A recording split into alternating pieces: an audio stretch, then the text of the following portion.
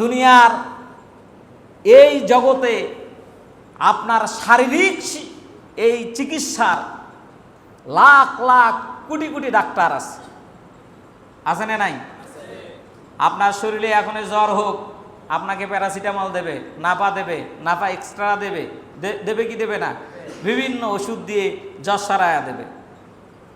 আপনার ডায়াবেটিস হলে সেখানে ইনসুলিন দিয়ে কিংবা ওষুধ দিয়ে ডায়াবেটিস নিয়ন্ত্রণের আপনার কি হবে? চিকিৎসা হবে। যে কোনো রোগই হোক না কেন, প্রত্যেকটা রোগের, এমনকি চোখের একটা আলাদা ডাক্তার, কান, নাক, গলা এর আলাদা ডাক্তার, আপনার হার্টের আলাদা ডাক্তার, তারপরে হচ্ছে যে রোগগুলোই হোক না কেন প্রত্যেকটা সেক্টরে আলাদা আলাদা ডাক্তার আছে না নাই? সেই ডাক্তারেরা চিকিৎসা দিয়ে আপনার শারীরিক সুস্থতা দান করতে পারে।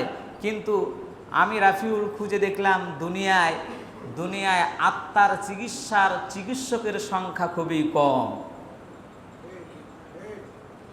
আপনারা আমার সাথে দ্বিমত পোষণ করছেন মনে হয়। তাহলে একটু জবাব দেবেন তো ভাই। আপনার শরীরের চিকিৎসার প্রত্যেকটা সেক্টরের যেমন ডাক্তার আছে, আত্মার চিকিৎসার কি কোনো ডাক্তার এরকম কোনো অভিজ্ঞ ডাক্তার আমরা পাই? আত্মার চিকিৎসা যেই জায়গাগুলো থেকে হয় সেইটা হচ্ছে মসজিদের মেম্বারগুলো থেকে। মসজিদের খতিব সাহেবেরা এই আত্মার চিকিৎসা দেন। সুবহানাল্লাহ বলবেন না?